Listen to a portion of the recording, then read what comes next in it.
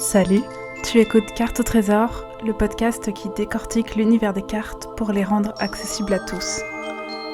Je suis Amélie du site Petit Moineau, je suis ton hôte. Je t'invite à la rencontre du tarot Rider-Waite-Smith et de l'univers fabuleux des cartes.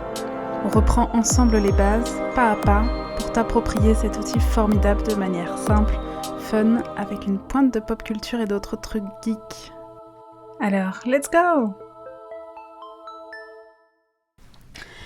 C'est une question qu'on m'a beaucoup posée dernièrement. Comment je fais pour choisir mon premier tarot ?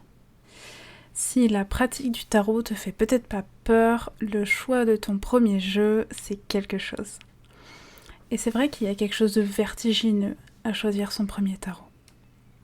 De plus en plus, plein de jeux fleurissent de tous les côtés. Certains nous plaisent, d'autres moins. Il y a des jeux un peu industriels, tirés à des milliers d'exemplaires, des jeux autoproduits, des jeux à petit prix, des jeux un peu plus chers. Faire le tri est un calvaire. Mais pour être totalement honnête, et tu le sais si tu as écouté le premier épisode du podcast, personnellement, j'ai choisi mon premier jeu par pur hasard. Enfin, pas vraiment par hasard, mais je cherchais pas un tarot en fait, j'avais juste acheté un joli jeu. Et il se trouve qu'ensuite, effectivement, c'est devenu mon jeu fétiche que j'ai pensé, usé, étudié en long, en large et en travers. Mais j'estime du coup que c'était quand même un peu par hasard. Par contre, je réalise que j'ai quand même appliqué une des règles que j'applique toujours à l'heure actuelle, à savoir, il faut que visuellement le jeu te plaise. Et pas juste la couverture ou la boîte comme j'ai pu parfois faire l'erreur. Tout le jeu, la majeure partie des cartes. Il faut que les cartes t'évoquent quelque chose, en bien ou en mal. Il faut que tu aies déjà une idée en fait de là où elles t'emmènent. Et vient du coup en ligne de compte ma seconde recommandation pour choisir ton jeu. Fais des recherches. Je t'en supplie, on est à l'heure d'internet quoi. J'ai conscience que je dis ça alors que franchement j'ai fait l'inverse. Amazon m'a proposé mon tarot Mucha alors que je venais de glisser un tarot Klimt dans mon panier. Mais voilà, j'ai eu de la chance en vrai. Et ça n'a pas été le cas de plein de fois suivantes. Et c'était assez dommage d'ailleurs. Je pourrais te faire une liste des nombreux jeux que j'ai achetés presque uniquement pour leur couverture et que j'ai finalement pas aimé du tout. Une liste tarot et oracle confondus d'ailleurs. Je pense qu'on est sur une vingtaine de jeux. Donc histoire de t'économiser du temps et de l'argent, s'il te plaît, ne fais pas comme moi. Pour faire tes recherches, bien sûr, tout Internet est à ta disposition. Google Images, Amazon, notamment dans la section des avis, où les clients satisfaits en général, les aficionados des cartes s'amusent à prendre quasiment tout le jeu en photo, donc n'hésite pas.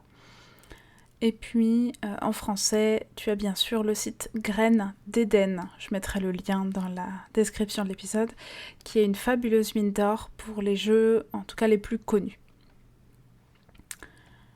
Par contre, j'aimerais attirer ton attention sur un phénomène que j'ai pu observer de mon côté. J'appelle ça le syndrome du jeu un peu trop beau. Tu le connais peut-être plus pour ce qui est, mettons, de la papeterie ou même des mugs. Tu achètes ce carnet ou ce mug trop beau que tu adores, devant lequel tu baves à chaque fois que tu passes, mais en fait tu l'utilises pas. Il est tellement beau, t'as peur de l'abîmer, de le tacher, d'écrire dedans, de l'user, il n'y a pas moyen quoi. Et ben ça existe aussi avec les cartes. Donc vraiment pour commencer, n'hésite pas à choisir un jeu qui te parle, que tu trouves beau, mais pas au point de le laisser dans un coin pour ne surtout pas l'abîmer quoi, ça serait trop dommage. Ensuite, en tant que débutante, en tout cas si tu es ce que j'appelle grande débutante, sans dévalorisation aucune, je ne saurais que te conseiller de commencer avec un jeu facile. Beaucoup de jeux sont vus et revus, notamment sur les réseaux sociaux, coucou Instagram, mais sont très difficiles à appréhender quand on ne connaît pas le Rider-Waite-Smith. Là, j'ai une petite pensée pour le Lightyear Tarot, qui est très joli, mais assez loin de la tradition originelle et du coup assez flou, enfin pas flou, mais complexe, voilà. Personnellement, j'ai eu de la chance avec mon tarot Mucha parce que les significations des cartes sont conservées, mais adaptées aux illustrations de l'auteur. Parfois la symbolique colle, parfois un peu moins, mais globalement, ça colle quand même très bien. Et inversement, je te conseillerais aussi d'éviter les jeux trop simples, qui auront moins de symboles pour t'aider avec l'interprétation. Là, je pense à des tarots comme le Kawaii Tarot, où ce sont vraiment juste des symboles pour tout, et le Everyday Tarot, qui est très épuré et qui reprend vraiment très peu des symboles originels. D'ailleurs, sur ce sujet, je te rappelle, mais ça fait toujours du bien et j'ai failli me tromper plusieurs fois, je te rappelle de ne pas hésiter à vérifier la tradition du jeu. Est-ce que c'est un jeu de Marseille ou est-ce que c'est un tarot Rider-Waite-Smith ? La mention n'est pas toujours faite, mais tu peux le savoir si tu cherches un petit peu chaque carte, chaque visuel de carte, en regardant le numéro de la carte de la force, par exemple. La force, dans un Rider-Waite-Smith, c'est le 8, et dans un Marseille, ça sera le 11. Donc voilà, ça peut être une petite astuce. Du coup, pour commencer, je te dirais de commencer avec un Rider-Waite-Smith presque dans sa version originale en fait. Quitte à avoir un autre jeu pour créer la comparaison et étudier les deux en parallèle si tu le souhaites. Ça c'est quelque chose qui est toujours très enrichissant. Mais vraiment commencer simple.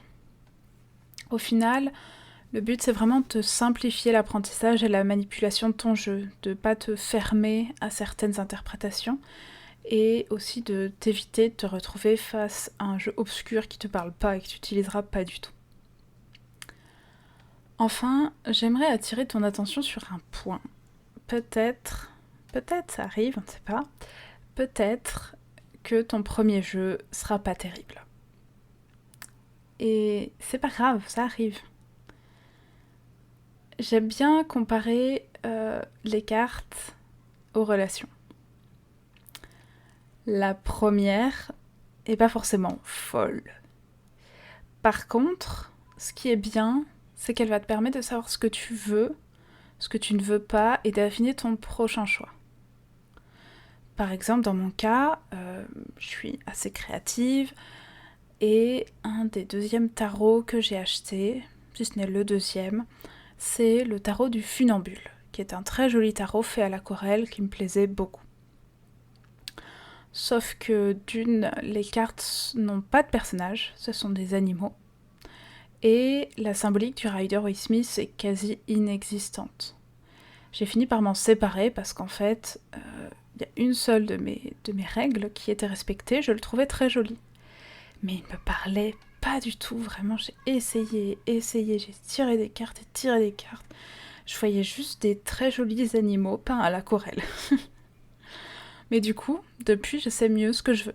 J'aime les jeux assez chargés visuellement, presque touffus, un peu comme chez moi, si tu vois encore sur mon bureau, avec des symboles qui fourmillent partout, ce qui n'empêche pas d'avoir des interprétations diverses et variées pour une seule carte.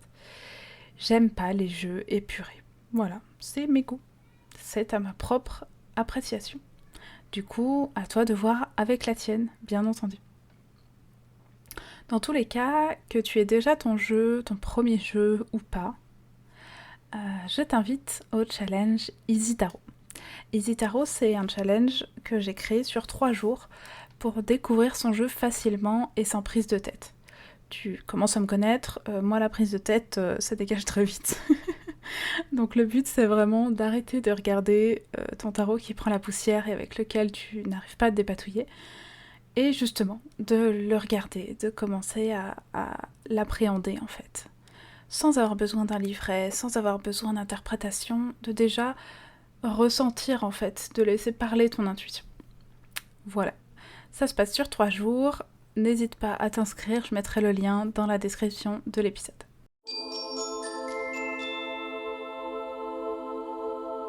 C'est la fin de cet épisode de Carte au trésor, j'espère que t'as plu. Si c'est le cas, n'hésite pas à mettre un avis sur ta plateforme d'écoute ou même à venir me donner ton avis directement sur Instagram. Le lien est dans la description de l'épisode. Je te souhaite une chouette semaine et je te dis à très vite. Et surtout, n'oublie pas, les cartes sont un outil. Le trésor, c'est toi.